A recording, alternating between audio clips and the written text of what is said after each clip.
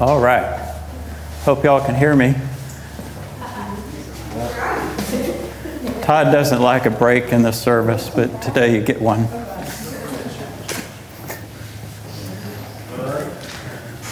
So, among the announcements, I probably should explain the cartoon in the bulletin because I don't know if anyone gets it.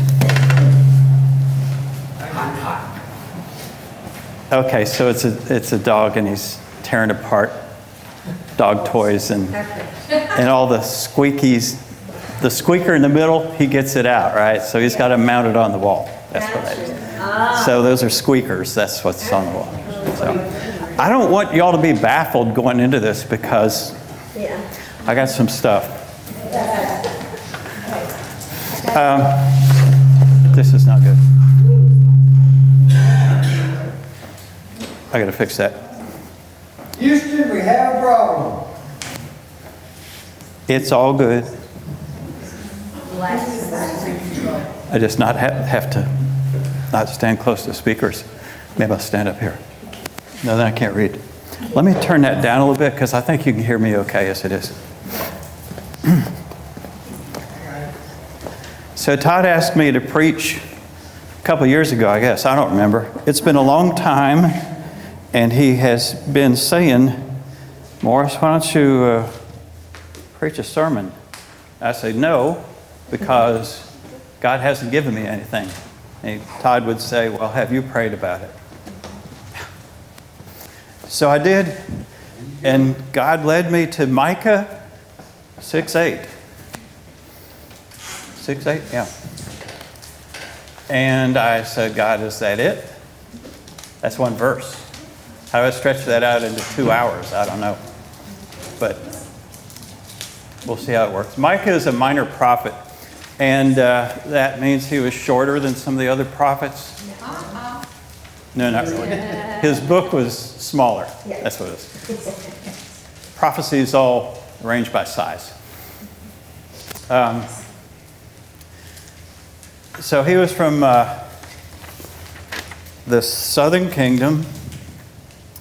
He prophesied at the same time as Isaiah, Amos, and Hosea. And he prophesied against Jerusalem because they were doing wrong stuff. And among other things, Micah predicted the destruction of Jerusalem, which in fact happened 150 years later when the Babylonians overran the place. Turns out Jerusalem was destroyed 2 other times after that too. So talk about impactful prophecy. Micah is famous for predicting the birthplace of Jesus. Bethlehem. Okay. He's quoted by Jeremiah, which is interesting because it's the only instance of a direct quote by one prophet of another prophet. So that's an interesting note. And also he was quoted by Jesus. Jesus quoted him in Matthew 10:35-36.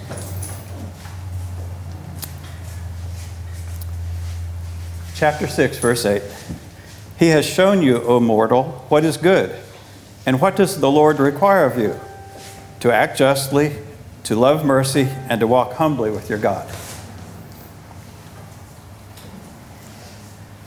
I don't know if any of y'all have like a to-do list, like a checklist of things, and so you know what you need to do. It may or may not be in order. You do the things, whatever's easiest first, and you do that. And you cross it off. And then you look at the list and say, I got those things crossed off. Then you see something that needs to be done, you do that. It wasn't on the list. So you write it down and cross it off so you can look at it. Because it gives you a good feeling that, yeah, I did something. So this could be a checklist. Something to check off. So here's a story about checklists. Everything that I tell stories about is going to be automotive related, unlike Todd, who tells stories about dogs and Jesus and things.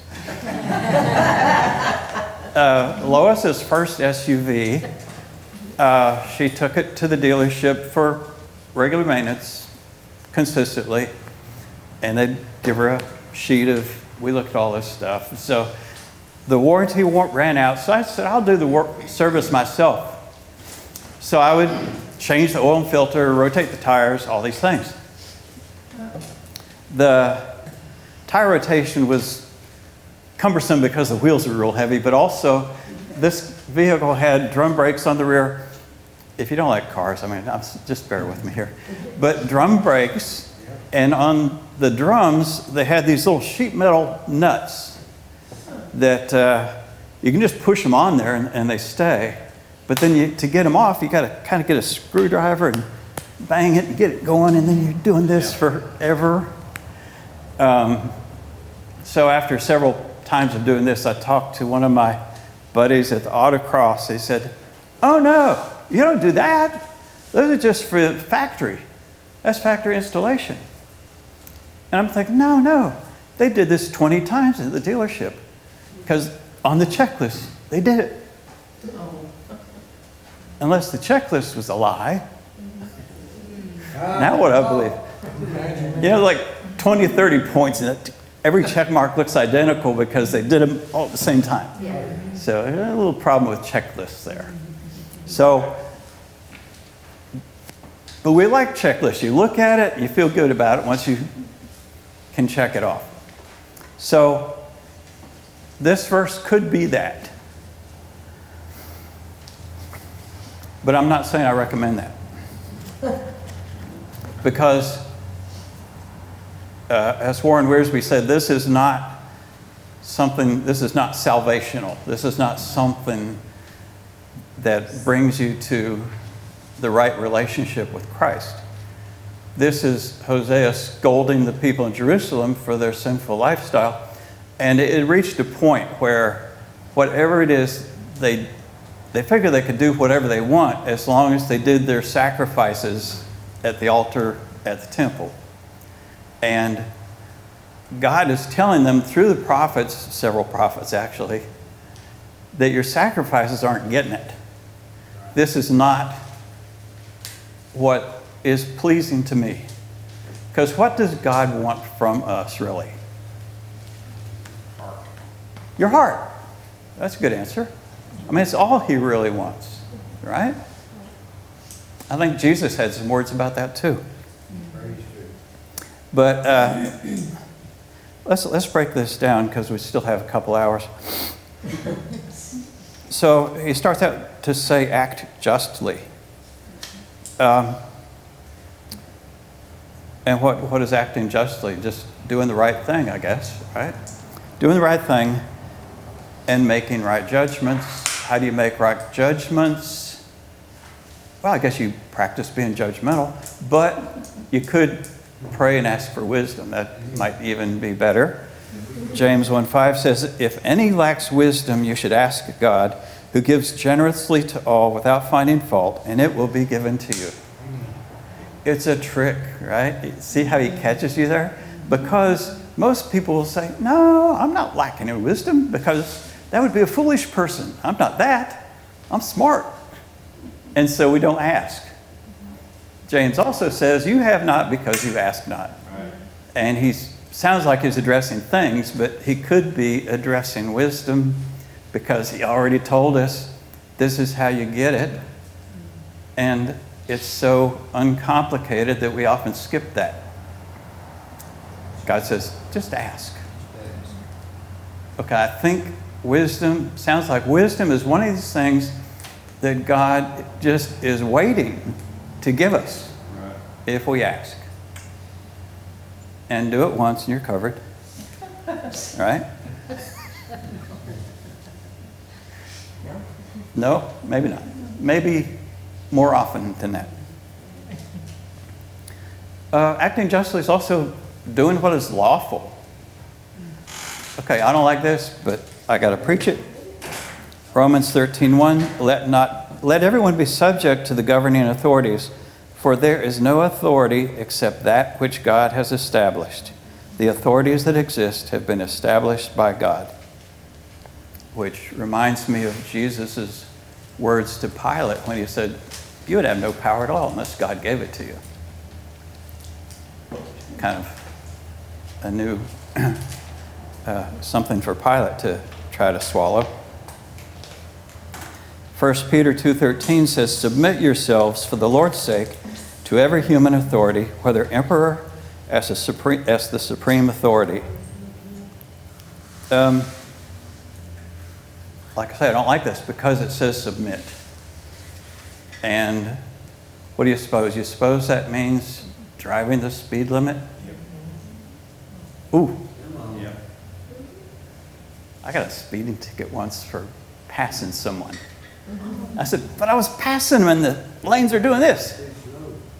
Can't exceed. Policeman said, can't exceed the speed limit. Okay. And now God's telling me, this is what you need to be doing. And it's not that important, but it could be a sticking point for some people. And here I'm talking about cars again. But also, act justly. Just need to be honest. Proverbs 12:22 says, "The Lord detests lying lips, but He delights in people who are trustworthy." So we're called to be trustworthy. So is it ever okay to tell a lie?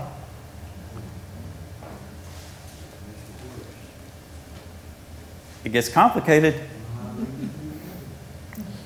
So Rahab the prostitute,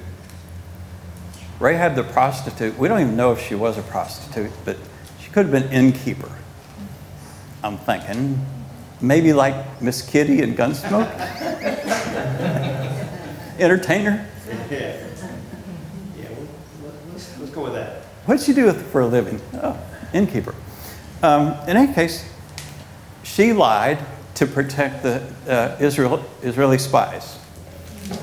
And that was credited to her as righteousness. She's named in Hebrews as a champion of faith. Okay, for a female to get named in the Bible is rare. To be named as a person of great faith, that's an accomplishment. Okay, so I'm just saying, spies and all that, espionage, it involves being untruthful. If you're not in that profession, probably better stick with the truth. That's my advice. It gets so much less complicated if you just tell the truth. Now, if your wife says, "How do you like this outfit?" What's the right answer? No, you say, "I think I really like it." Or you say, "I love you, honey." Whatever gets you through it, right? But don't give her the wrong impression. Don't be untruthful. That's why we have the Fifth Amendment. You don't have to speak. That's exactly right. A friend of mine once told me, just because you think of something to say doesn't mean you need to say it.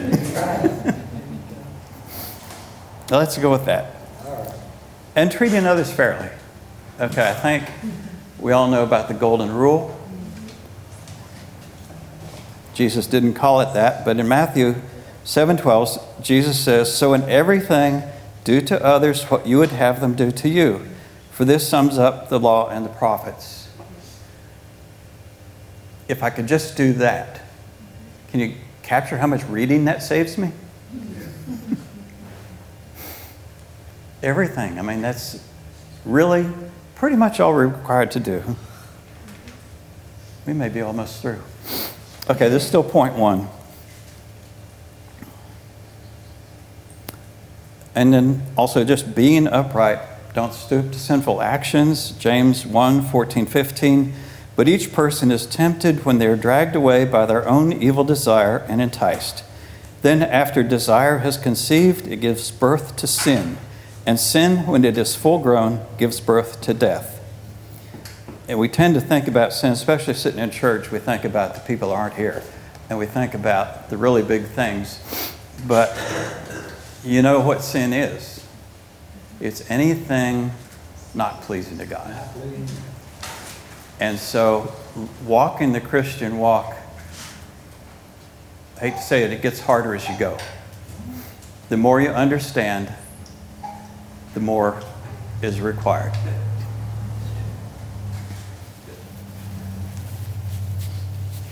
James doesn't explain where that evil desire comes from, but I assume we all have some of that inside us, no matter how much we've been remade, reborn. The old man, it's called, crucified, nailed to the cross, somehow still influences our thoughts at times. But I think the process that James is talking about here shows us that when it's a thought, that's when you take control, before it becomes something that you meditate upon. And we have control over our thoughts. We can take control. We can't control the thoughts that pop into our mind, believe me. But we can control the things that we choose to meditate upon, because that's the birthplace of sin.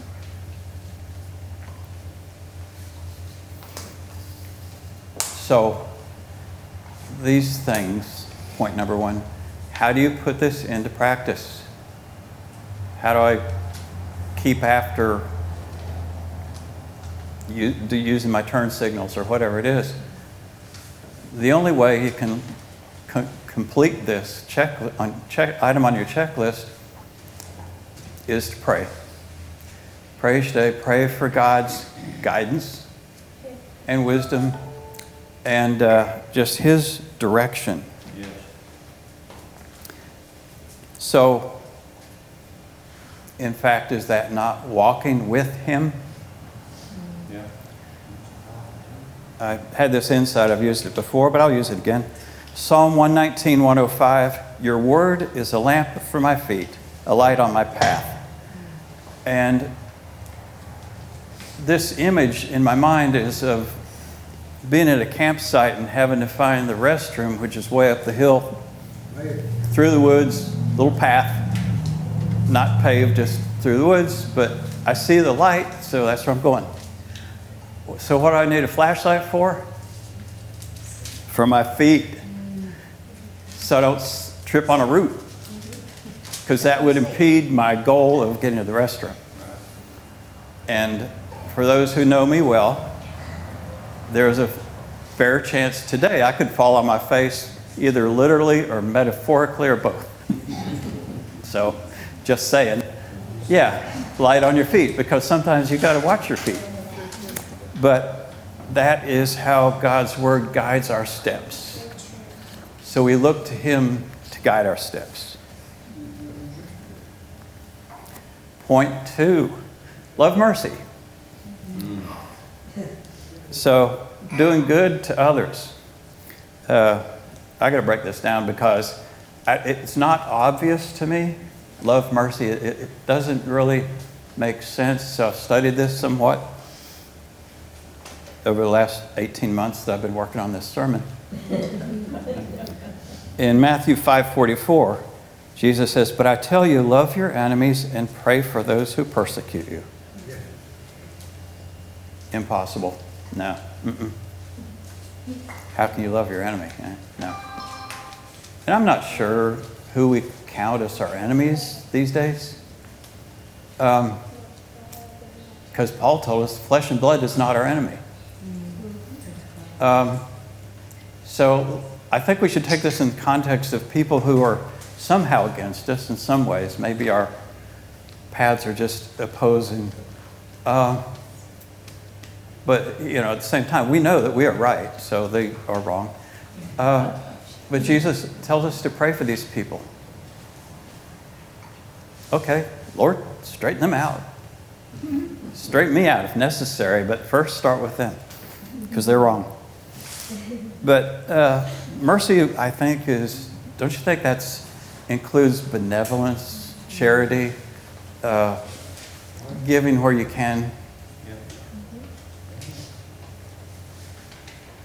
And what is charity? I mean, it's helping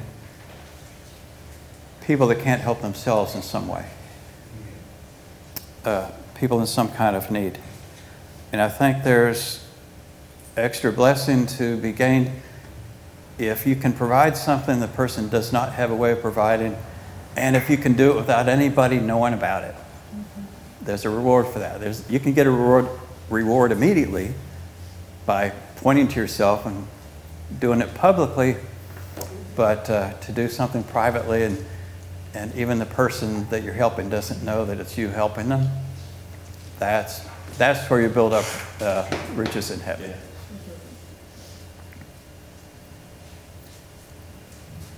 So, and love doing it. Okay. How do you love doing it? How do you love? How do you love mercy? I asked a consultant, my wife, her insight was, I liked it, it's good. It's like, if you love somebody, you look for ways to do something for that person. It's something you pursue. What you love is what you pursue. For Norman, it's gun auctions. For other people, it's other things. But for us to pursue mercy, that's not our normal way of thinking. And that's why I'm put it out there, that we should be thinking of how we can help others. And you might be thinking, well, I don't have any money, at least that I can spare. Isn't this is the most wonderful time of year, because I'm getting stuff in the mail every day from people I don't know who desperately need my money. It's like, I don't know. Oh, wisdom, there it is. We apply wisdom. Do good, but just sending off a check to everyone who asks, I don't know. Jesus said, give to everyone who asks. There's got to be some detail in that we haven't broken down. So wisdom again.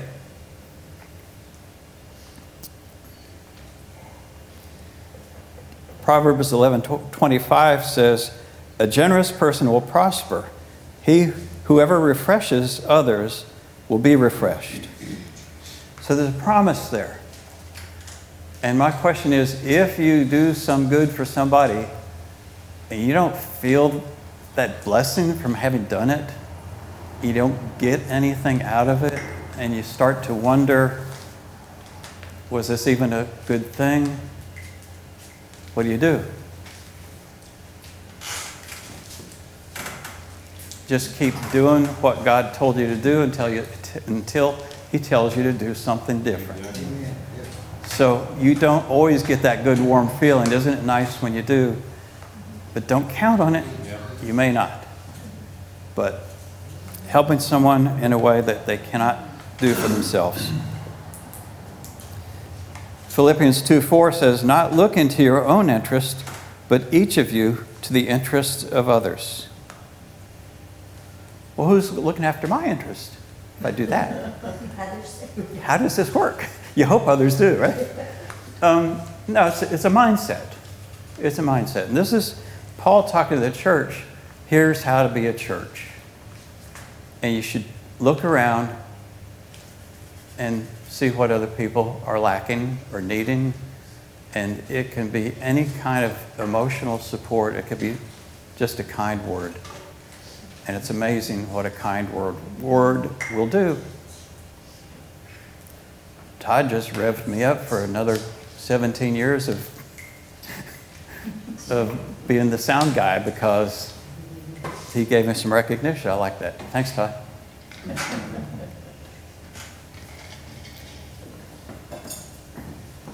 But everything we do, it must be rooted in love.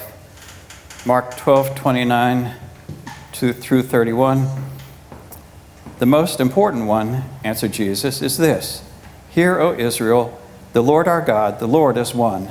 Love the Lord your God with all your heart, with all your soul, with all your mind, and with all your strength. The second is this, love your neighbor as yourself.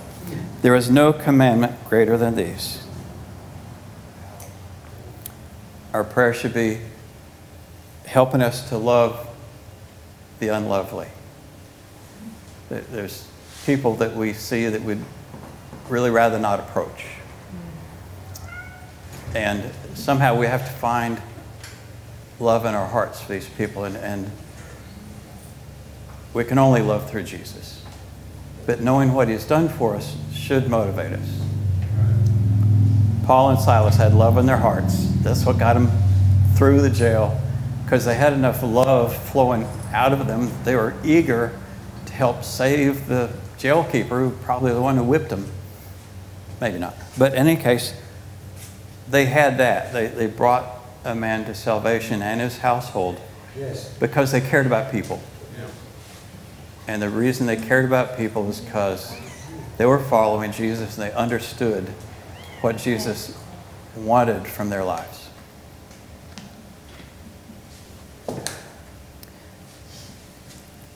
So how to love mercy?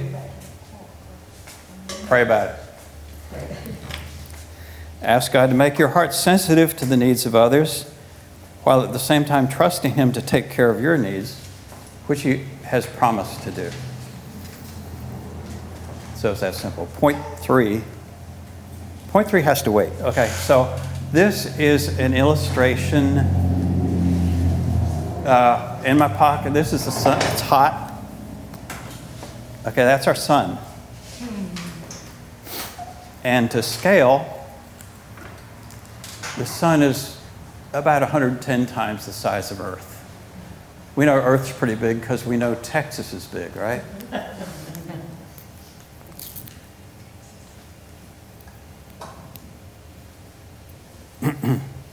I found a packet of salt back there. This is regular table salt. Y'all can't see it, so you just believe it. I was able to get about 20 planets in my hand here.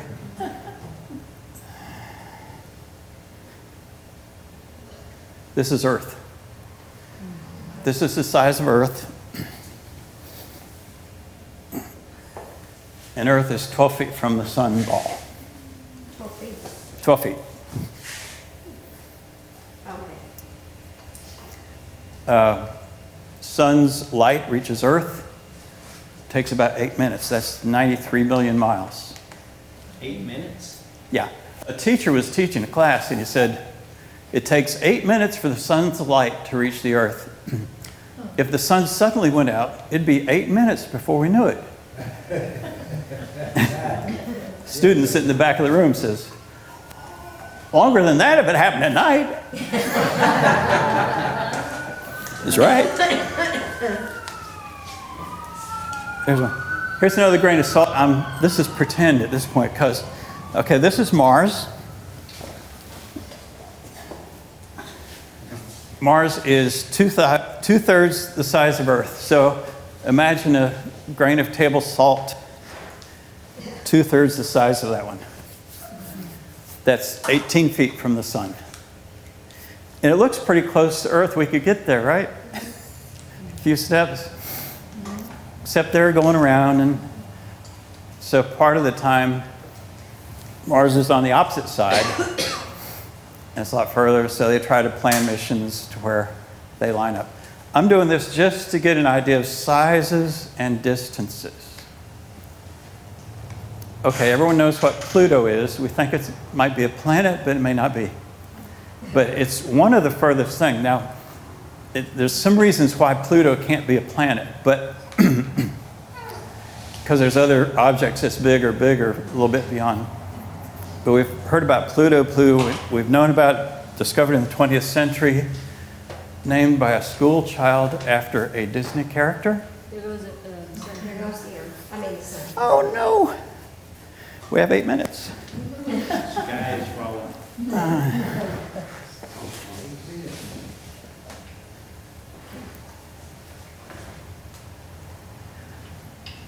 The sun doesn't stay in place either. We thought it did. You know, you grew up thinking it's just right there and everything. No, it moves around too. So how far should, if I had a little speck of dust to represent the would-be planet Pluto, where would I place it? Outside the building, maybe? Outside somewhere. Across the highway? Railroad tracks? Oklahoma. Decatur, Walmart. Think of a speck of dust in the parking lot of Walmart. That's Pluto's being held in orbit by this yellow golf ball. It's hard to conceive, and I'm just saying, to get a true perspective, okay? And I shared this Sunday night about my experience. I visited at work, I visited a vendor in Chicago, and this guy's touring me through their plant. They assemble little switches or relays, boring stuff. But we get to the incoming inspection area. He asked me, do you know what a million looks like? I said, yeah, sure. He said, that's a million. He pointed to a regular wooden pallet with some boxes of teeny tiny screws. Think eyeglasses screws size, maybe smaller. So, and some had been open so I could see them, they were inspecting them. And I could see that. And so when someone says a million, I picture that pallet of screws. There's probably 100 of these boxes on a 48 by 48 pallet, and probably 10,000 in each box. Now, to get a picture in your mind of what a billion is, picture 1,000 pallets. Now, I could line them up theoretically, but we're picturing this now. From one sideline to the other, a football field, going from the goal post out to about the 36-yard line. There's your pallets of screws. So you got 1,000 million, and that's a billion. And there's some folks in the U.S. that have that many dollars. 1,100 billionaires in the U.S. And I think one guy's got 1 trillion. So how do you picture 1 trillion? Just imagine 1,000 football fields. I lost everyone. I lost myself. It's hard to visualize. So when you get to 1 trillion, don't even try to imagine what that looks like. We just say big number.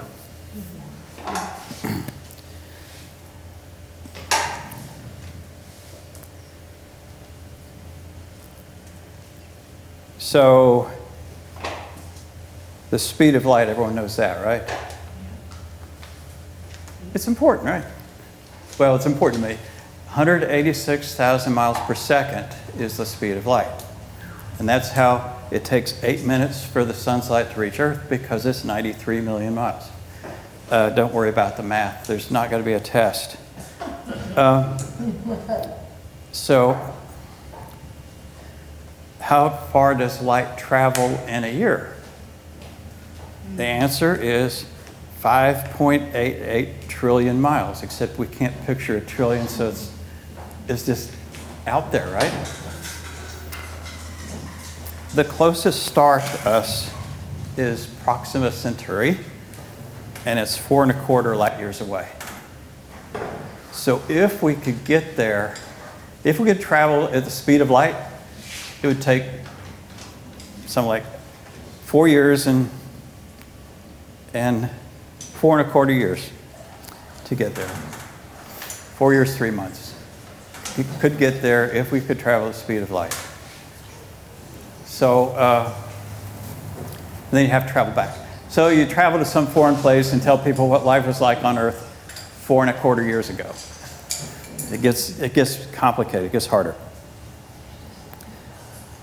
The Milky Way galaxy, okay, it's only in the 20th century that the Milky Way is understood to be a galaxy. It was understood just to be the stars. Well, it turns out we're living kind of on the edge of a spiral galaxy, and it's so many light years. Everyone's eyes are glazing over this point. But I wanted to just point this out. Our galaxy is just one of many. There was a director of the Space Telescope Science Institute. He was responsible for scheduling the Hubble telescope. And he decided, let's just point this telescope at a dark place in space where nothing is. Take time exposure. And they got a time exposure, and they captured a picture of 1,000 galaxies. And no one knew they were there because they're so faint. And why are they so faint? Because they're so far away. So the closest galaxy to the Milky Way is Andromeda. It's 2.5 million light years away. The farthest object we've observed is a galaxy 13.5 billion light years away. And it's just mind-blowing to me because when you look at faraway objects like that, you're looking back in time. So that light started coming our way. What did I say? 13.5 billion years ago. You're thinking, my Bible says creation's not that old. Well, the Bible tells us everything we need to know about God and that He created it all. But the timelines aren't so specific. Plus, God gave us the ability to find stuff out and figure stuff out, and that's what people are doing.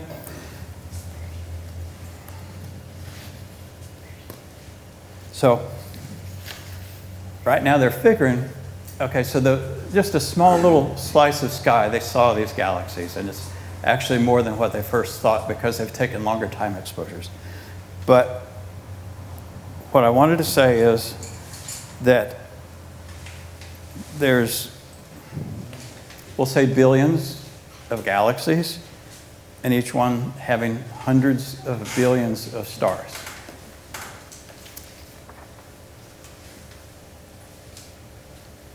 Psalm 147, 4, 5. He determines the number of stars and calls them each by name. Great is our Lord and mighty in power. His understanding has no limit. So, I'm telling you, impossible distances in space. But also, the Lord God Almighty who created the universe, through His Son Jesus, He put each of those stars in place. He's got each one of them named. You think counting the hairs on your head are complicated? He's got that. He knows how many cells in your body. It's all that. God made that. And He named each star. And the number of them is beyond what we can even begin to comprehend. God told Abram, count the stars in the sky, such will be your offspring. He said, count them if you can. Meaning, it was a taunt, really? Abram can see a lot of sky, more than we do. There's no light pollution. But how do you start counting? Plus, Abram's numbering system never went over 1 million. So, he did what he could, but he sort of got the point. Proverbs 3:19 says, by wisdom, the Lord laid the earth's foundations. By understanding, He set the heavens in place. So I'm saying God knew where all these things were going to go. And when He said, let there be light, it's like, poof, they all turned on. No idea how. But time and space are not a problem for God because He invented those too. He's God of everything. So when we say God cares deeply about you, we're talking about a very big God.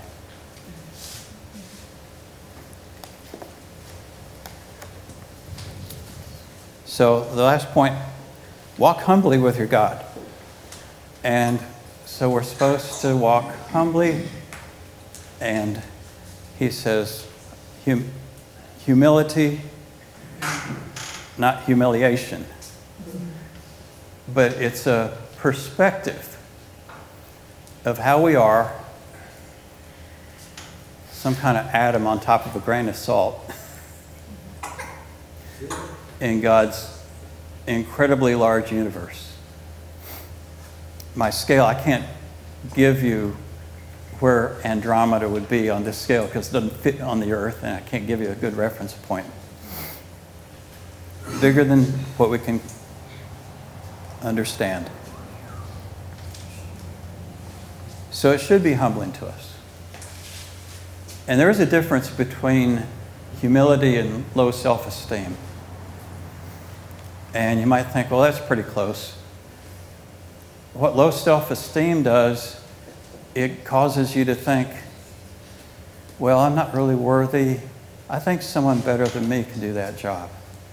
He's probably not calling me because I've got these issues and I have these limitations.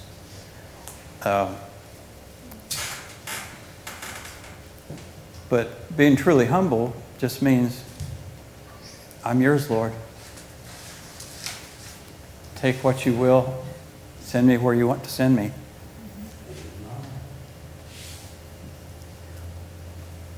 And also we should pray about everything. 1 Thessalonians 5:17 says, pray continually without ceasing. And it makes me think of, it's not constantly because you have to live your life too, but don't give up praying is what Paul's telling the people of Thessalonica.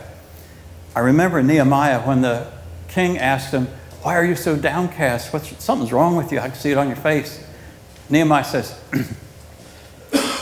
I prayed and then I approached the king and said, "O king, this is what it is." That prayer was that fast. But he knew to pray first before he spoke. I want some of that too.